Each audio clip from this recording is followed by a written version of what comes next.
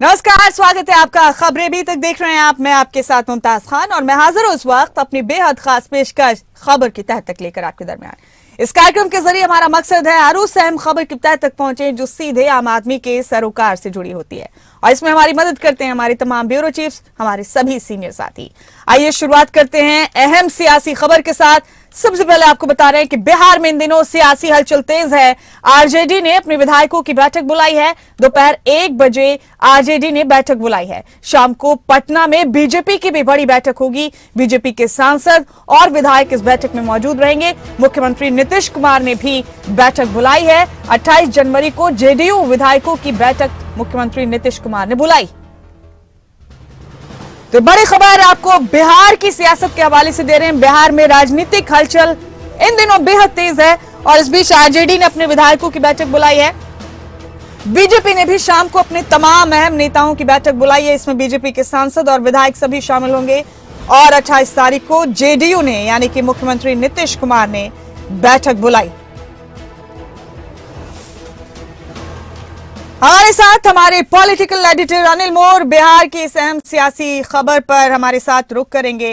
अनिल, बिहार की राजनीतिक हलचल जाहिर सी बात है राष्ट्रीय स्तर पर राजनीति को प्रभावित कर सकती है और इस हलचल पर सभी की नजर बनी हुई है। अनिल मोर, क्या लगता है आपको, जिस तरह से तमाम राजनीतिक सरगर्मियां पिछले कई दिनों से बिहार में चल रही हैं, नीतीश कुमार के बदले बदले से सुर किस तरह के राजनीतिक संकेत दे रहे हैं? सभी ने अपने अपने नेताओं के साथ आज अहम मीटिंग बुलाई है। जेडीयू ने मीटिंग 28 तारीख को बुलाई है। क्या लगता है अनिल, क्या हो सकता है बिहार में? क्या तस्वीर पूरी तरह से बदल जाएगी बिहार में? देखिए, अमूमन आप भी अगर किसी देश की और तमाम प्रदेशों की राजनीति समझे, जो भी सियासी उठापटक होती है, जो भी तख्ता पलट होता है, एक मुख्यमंत्री बदलने के लिए तख्ता पलट होता है, सियासी उठापटक होती है। लेकिन जो बिहार में सियासी उठापटक होती है पिछले कुछ सालों से, वो थोड़ी अलग सियासी उठापटक है। यहाँ पर जो उठापटक होती है वो सीएम बदलने के लिए नहीं, ये जो डिप्टी सीएम बदलने के लिए, सहयोगी बदलने के लिए होती है। और जो अमूमन ये उठापटक पिछले कुछ सालों से चल रही है, कहीं ना कहीं इस उठापटक के पीछे कहीं ना कहीं जो बिहार के मुख्यमंत्री नीतीश कुमार वो खुद रहते हैं। पिछले कुछ सालों से लगातार उठापटक हो रही है। पार्टियां, गठबंधन बदल रहे हैं, गठबंधन के साथ जो दूसरा सहयोगी थे वो बदल जाता है। इस बार भी वही उठापटक चल रही है। और एक बात यहाँ पर समझनी होगी, राजनीति में ना कोई स्थायी दोस्त होता है, ना कोई स्थायी दुश्मन होता है। दोस्त कब दुश्मन बन जाए और दुश्मन कब दोस्त बन जाए, ये चलता रहता है। बिहार में जो पूरा का पूरा घटनाक्रम चल रहा है पिछले 1-2 दिन से, जिसमें आज का दिन काफ़ी महत्वपूर्ण है, क्योंकि जो उठापटक के बीच सबसे पहले बीजेपी की बात कर लेते हैं। बीजेपी की कल बैक टू बैक कई बड़ी बैठकें हुई। जो आज जो बीजेपी के प्रभारी है विनोद तावड़े, बिहार बीजेपी के प्रभारी है, वो दिल्ली से पटना के लिए रवाना हो चुके थे। थोड़ी ही देर में वो पटना पहुंच जाएंगे। पटना जाने के बाद वो बीजेपी के तमाम बड़े नेताओं के साथ बैठक करेंगे। बीजेपी विधायक दल की बैठक भी आज शाम को होनी है। इसी बीच आरजेडी ने भी अपने विधायकों की बैठक बुलाई है। आरजेडी विधायक दल की बैठक भी आज दोपहर को होगी। वहीं जेडीयू की बैठक कल होगी। अब देखना यह है कि विधायक दल की बैठकों में क्या कुछ निकलता है, किस तरीके से जोड़ तोड़ होता है। फिलहाल अगर जोड़ तोड़ की अगर बात करें, फिलहाल जो गुणा भाग है, जो 122 का जो जादुई आंकड़ा है बिहार विधानसभा के लिए, वो कहीं ना कहीं नीतीश कुमार के पक्ष में नजर आ रहा है। क्योंकि अगर हम जेडीयू के विधायकों को देखें, बीजेपी के 78 विधायकों को देखें, जीतन राम मांझी की पार्टी के 4 विधायकों को देखें, कुल मिलाकर जो 122 का जादुई आंकड़ा, उससे 5-6 ऊपर ही बैठते हैं। वहीं अगर बात करें महागठबंधन की, महागठबंधन के पास जो विधायक है उनके पास 6-7 विधायक कम बैठते हैं। क्योंकि कांग्रेस के 19 विधायक मिलाकर, जेडीयू के 79 विधायक मिलाकर, लेफ्ट पार्टियों के विधायक मिलाकर, निर्दलीय विधायक मिलाकर कुल आंकड़ा जो 116 के आसपास बैठता। तो कहीं ना कहीं जो महागठबंधन है वो 122 के जादुई आंकड़े से 6-7 कम बैठता है। वहीं जो नीतीश कुमार जेडीयू को मिलाए, बीजेपी को मिलाए, जो इनके पास जो जादुई आंकड़ा है वो 5-6 ऊपर बैठता है। अब देखना यह है कि जो आज दिन भर जो बैठकों का दौर चलेगा, उन बैठकों के दौर में क्या कुछ निकलता है।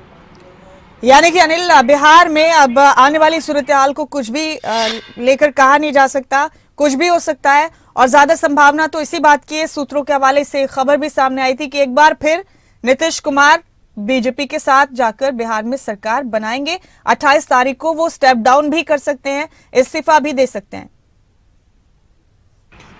देखिए, अगर देश की राजनीति को समझे, देश की राजनीति में नीतीश कुमार ही एक ऐसे मुख्यमंत्री होंगे जो मुख्यमंत्री पद से इस्तीफा देते हैं मुख्यमंत्री बनने के लिए।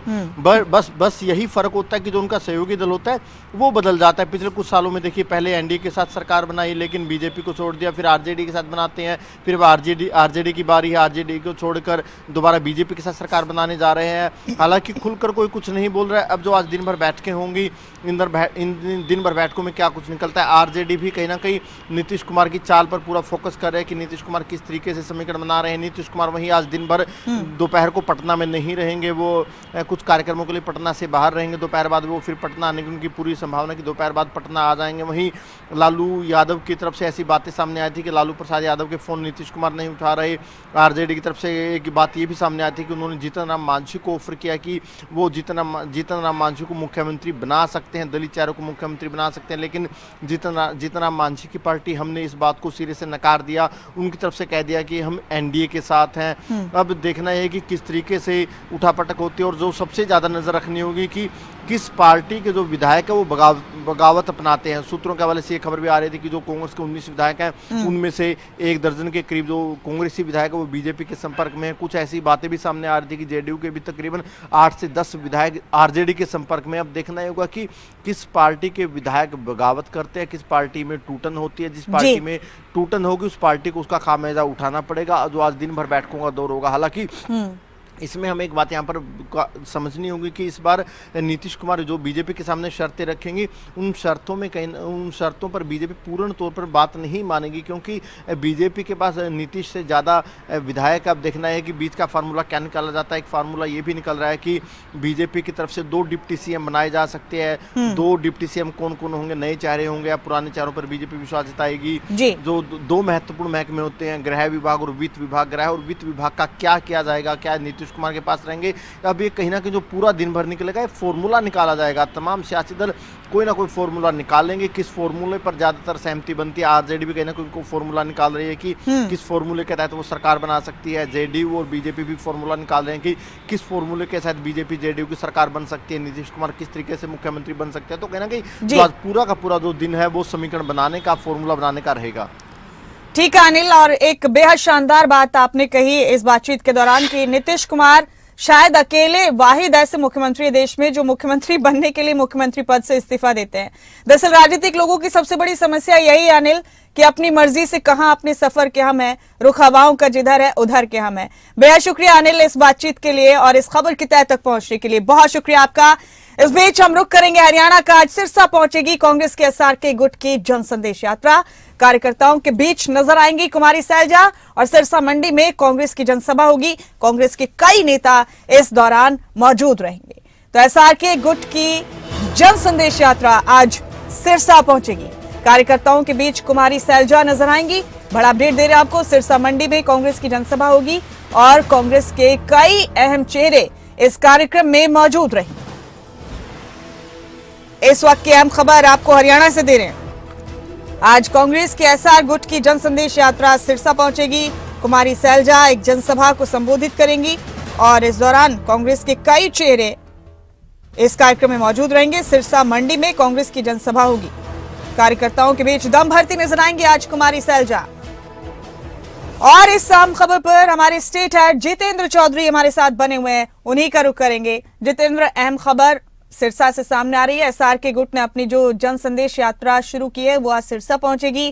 कुमारी सैलजा जनसभा को संबोधित करेंगे। इस कार्यक्रम में कांग्रेस के कई और चेहरे भी मौजूद रहेंगे। बड़ा सवाल यह है जितेंद्र कि वक्त गुजरने के साथ कांग्रेस में गुटबाजी का आलम शायद बढ़ रहा है। बार बार ताकीद के बावजूद या बार बार इसके नुकसान झेलने के बावजूद कांग्रेस को शायद ये बात समझ नहीं आ रही। क्या लगता है आपको और इस यात्रा को लेकर क्या अपडेट है जितेंद्र आपके पास?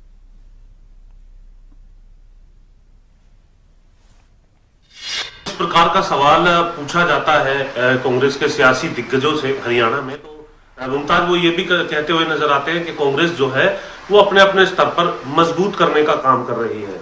हम जन संदेश यात्रा की ही बात यहाँ पर कर रहे हैं।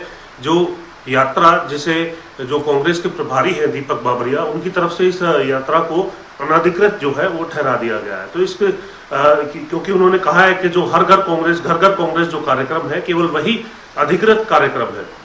लेकिन इसके बावजूद भी जो एसआर के गुट है, यानी शैलजा, रणदीप और किरण चौधरी, जो 3 प्रमुख नेता हैं, जो एक गुट के तौर पर लगातार हरियाणा के अंदर इस जन संदेश यात्रा को चला रहे हैं।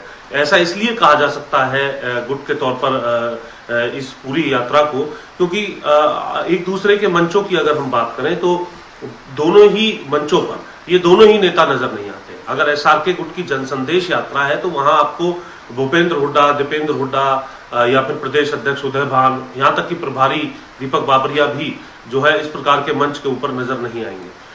प्रभारी की तरफ से तो एक पत्र भी इस यात्रा के शुरू होने से ठीक एक दिन पहले जो है वो जारी कर दिया गया था। हालांकि तीनों ही नेताओं का नाम नहीं लिया गया था, लेकिन यह स्पष्ट किया गया था कि हर घर कांग्रेस, घर घर कांग्रेस जो अभियान कांग्रेस का है वही अधिकृत कार्यक्रम प्रदेश के अंदर है, और जो राहुल गांधी की जो भारत जोड़ो न्याय यात्रा जो चल रही है वो पूरे देश के स्तर पर कांग्रेस का अधिकृत कार्यक्रम है।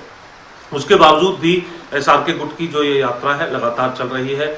इसके बीच बैठकों का दौर भी देखने के लिए मिला है। मुमताज, ये भी जानकारी मिली है कि इन दोनों ही गुटों के बीच की जो दूरी है उसे कम करने को लेकर के हो सकता है कि आलाकमान आगे भी जो बैठकों का दौर है वो कर सकता है, ताकि इस गुटबाजी को जो है वो खत्म किया जा सके, जिसे भले ही कांग्रेस जो है अपने अपने स्तर पर मजबूत करने की बात कर रही है, लेकिन एक दूसरे के खिलाफ में अपने अपने मोर्चे को खड़े करने का एक शक्ति प्रदर्शन भी इसे देखा जा रहा है, जिसकी वजह से कार्यकर्ताओं के बीच में जो विभाजन है वो होते हुए नजर आता है, और उनकी फिर उम्मीदें हैं वो टूटते हुए भी नजर आते हैं, जिसका वर्चस्व पूरे तौर पर टिकट वितरण को लेकर के या फिर संगठन में जगह देने को लेकर के बना रहता है। तो दूसरे जो गुट के जो तमाम जो कार्यकर्ता हैं, जिन्हें उम्मीद होती है उस प्रकार की किसी जो है पद की या फिर किसी टिकट की, उनके बीच जो है वो आपसी फूट जो है वो देखने के लिए मिलती है, वो नारेबाजी देखने के लिए मिलती है, जो 2019 में देखने के लिए मिली थी, जो जब स्टेट में जब कोऑर्डिनेटर्स जो अलग अलग जिलों के अंदर गए थे उस वक्त नारेबाजी के तौर पर देखने के लिए मिली थी।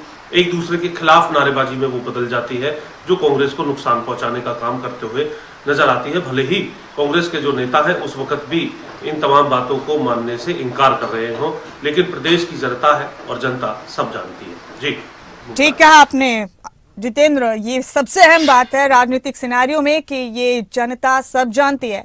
आपसे गुजारिश है जितेंद्र, हम बने रहे हमारे साथ, एक और अहम खबर का रुख करेंगे और फिर आपके पास वापसी करेंगे। अपने दर्शकों को बता रहे हैं हम कि घर घर कांग्रेस, हर घर कांग्रेस अभियान शुरू है कांग्रेस का, और कांग्रेस की यात्रा आज कोसली पहुंचेगी। राज्यसभा सांसद दीपेंद्र हुड्डा इसमें मौजूद रहेंगे। दोपहर 2:30 बजे यात्रा शुरू होगी और शाम 5:30 बजे तक ये यात्रा गुरावड़ा पहुंचेगी। तो कांग्रेस पूरी तरह से एक्टिव है जितेंद्र, चाहे गुटों में ही सही, लेकिन कांग्रेस के कई कार्यक्रम इन दिनों जोर शोर से चल रहे हैं। राष्ट्रीय स्तर पर राहुल गांधी की भारत जोड़ो न्याय यात्रा चल रही है, और इधर प्रदेश में कांग्रेस अपने अपने तरीके से इस तरह से लोगों के दिलों में जगह बनाने की कोशिश कर रही है। तो इस अभियान के बारे में बताइए, दीपेंद्र हुड्डा इसकी क़यादत कर रहे हैं, इसका नेतृत्व कर रहे हैं।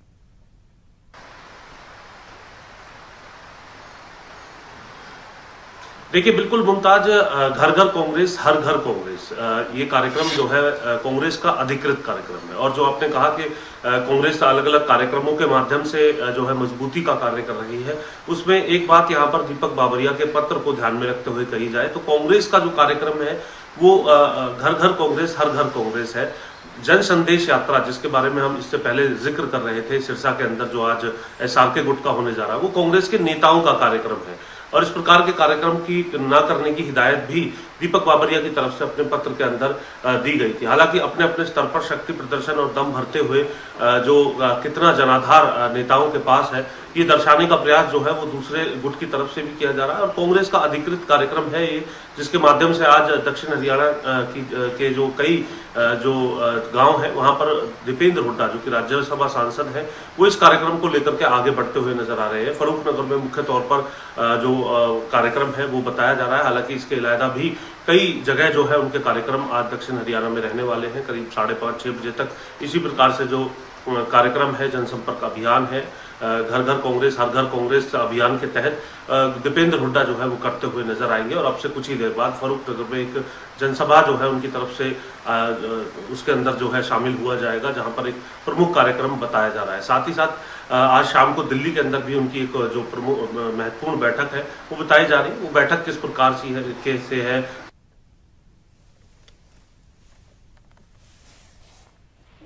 जी, जितेंद्र, आपका बेहद शुक्रिया इन दोनों खबरों की तह तक पहुंचने के लिए।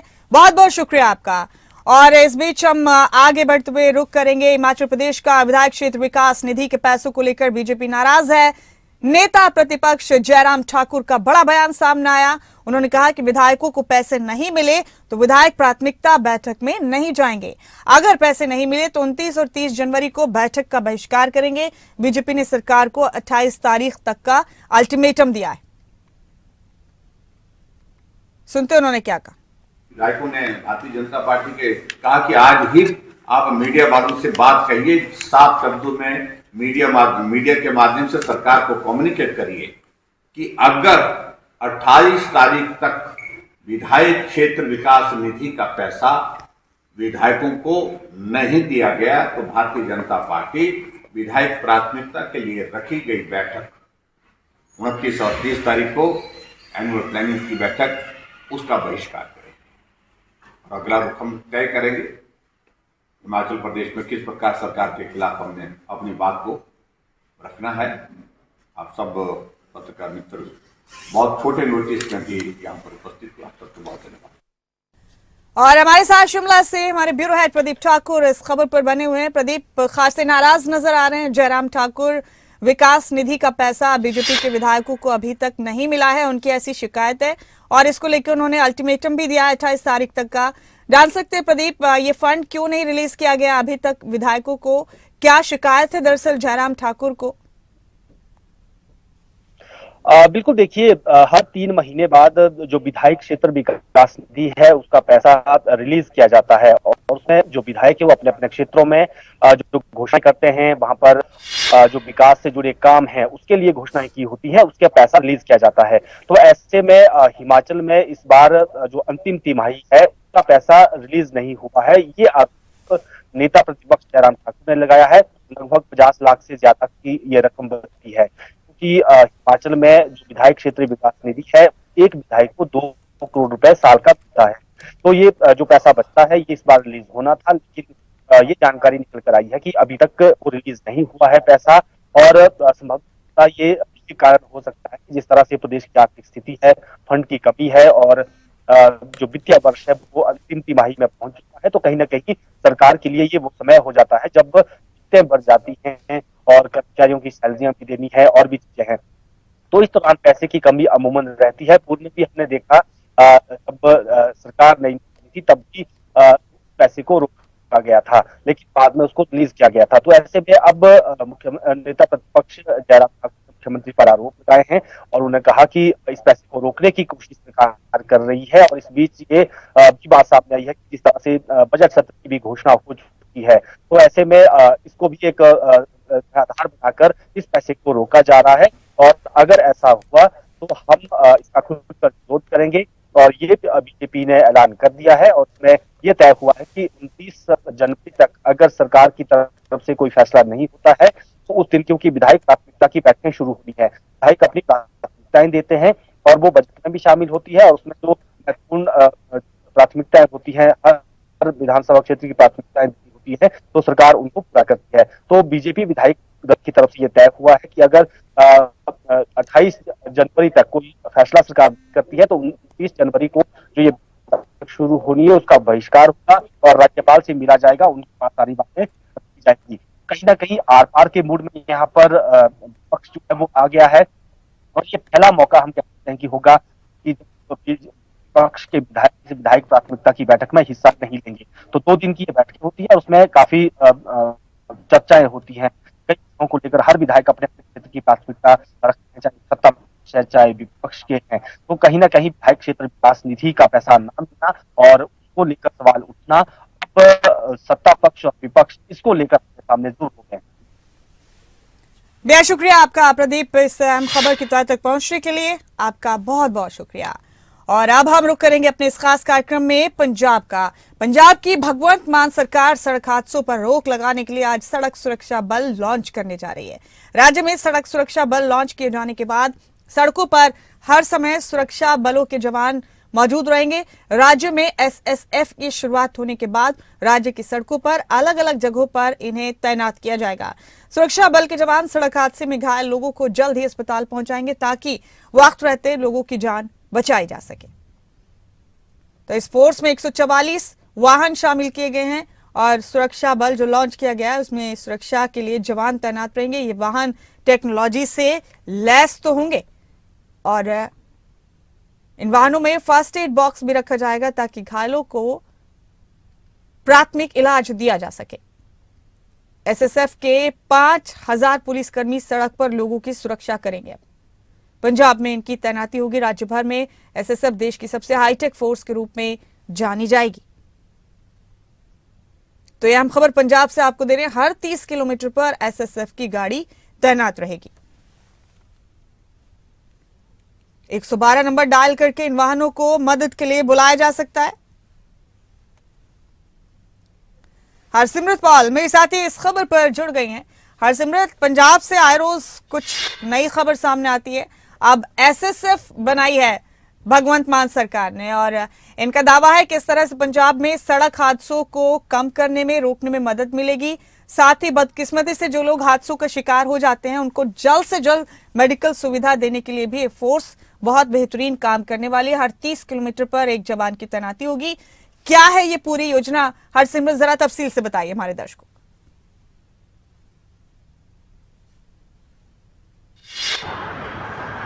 बिल्कुल मुमताज, आपको बता दें कि पंजाब सरकार की तरफ से आज जो है एसएसएफ यानी कि सड़क सुरक्षा फोर्स को हरी झंडी दी जाने वाली है। आपको बता दें कि देश का पहला राज्य पंजाब बनेगा जिसके पास ये हाईटेक जो पुलिस है वो रहने वाली है। इसके अलावा आपने ऐसी जो चीजें हैं, ऐसी जो फोर्स है वो फॉरेन में जरूर देखी होगी। खासतौर पर मुख्यमंत्री भगवंत मान जब इस बात का जिक्र करते हैं तो वो दुबई की फोर्स की बात करते हैं कि वहां पर उन्होंने देखी थी बतौर एमपी जब वो गए थे। उससे पहले भी जिस तरह से उनका जो करियर रहा है तो उन्होंने काफी सफर किया है, काफी ट्रैवल किया है। तो ऐसे में उन्होंने बहुत सारी ऐसी चीजें देखी है जिसका कि सपना उन्होंने पंजाब के लिए देखा है। तो उसमें से ही एक हाईटेक फोर्स जो है वो ये है जिसको एसएसएफ का नाम दिया गया है। आपको बताएं कि इसकी जो जानकारी है मुख्यमंत्री भगवंत मान ने काफी पहले दे दी थी, पर इसका जो सपना है वो आज साकार होने जा रहा है। जालंधर के पीएपी में आज मुख्यमंत्री की तरफ से इन गाड़ियों को हरी झंडी दी जाएगी। अभी तक 144 जो गाड़ियां हैं वो इसमें लाई गई हैं। आपको बताएं 5 सीटर ये गाड़ियां और इसके पीछे भी काफी जो स्पेस है वो रहने वाली है। टोयोटा की हिलिक्स हाईटेक गाड़ी ये रहेगी जिसके अंदर काफी सारा जो हाईटेक सामान है वो लगा होगा। वायरलेस कैमरा होगा, इसके अलावा वायरलेस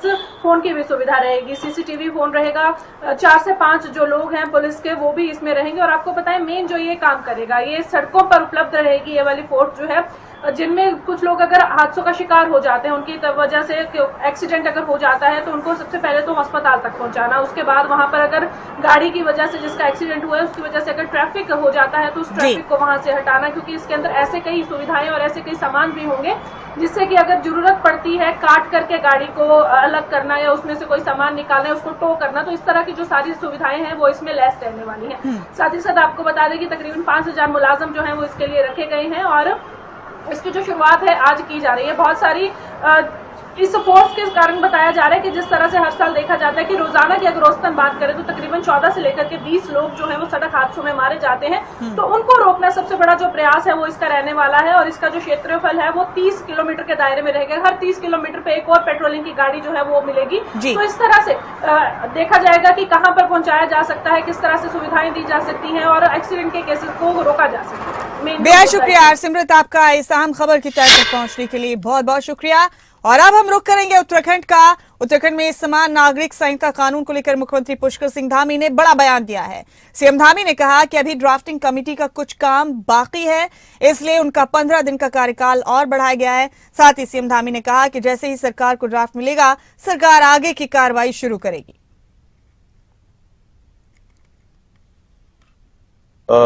लगभग यूसीसी कमेटी ने अपना काम पूरा कर लिया है और उसका संकलन करने के लिए कुछ अन्य औपचारिकताएं पूरी करने के लिए कुछ समय और उनको चूंकि काम करना है इसलिए 15 दिन का समय बढ़ाया है। जल्दी ही हमको ड्राफ्ट मिलने वाला है और ड्राफ्ट मिलते ही हम आगे की कार्रवाई आगे बढ़ाएंगे, विधानसभा का सत्र बुलाएंगे। और हमारे साथ इस खबर पर देहरादून से मेरे साथी नासिर हुसैन जुड़ गए, उन्हीं का रुख करेंगे। नासिर, यूनिफॉर्म सिविल कोड को लेकर सीएम धामी ने कहा है कि ड्राफ्ट कमेटी का कुछ काम बाकी है, जल्दी सरकार को ड्राफ्ट मिलेगा, फिर आगे का काम शुरू किया जाएगा। जान सकते हैं नासिर, पूरी खबर क्या है, कितने दिन का और काम बाकी है ड्राफ्ट कमेटी के पास और किस तरह का ये काम है? देखिए, यूनिफॉर्म सिविल कोड को लागू करने के लिए सरकार लगातार कोशिश कर रही है। जो ड्राफ्ट कमेटी बनाई गई थी उससे अपना लगभग काम पूरा कर लिया था, लेकिन हाल ही में उनकी तरह ये बताया गया सरकार को कि थोड़ा सा काम बाकी है, ड्राफ्टिंग में थोड़ा सा काम बाकी है, इसके वजह से थोड़ा समय और मिलना चाहिए। जिसके बाद मुख्यमंत्री पुष्कर सिंह धामी ने 15 दिन का कार्यकाल और बढ़ा दिया है और ये कहा है कि जैसे ही ड्राफ्ट कमेटी उनको ड्राफ्ट सौंप देगी वैसे ही इस ड्राफ्ट को जो यूसीसी है उसको लागू करने के लिए जो कार्रवाई होगी उसमें सरकार आगे बढ़ेगी।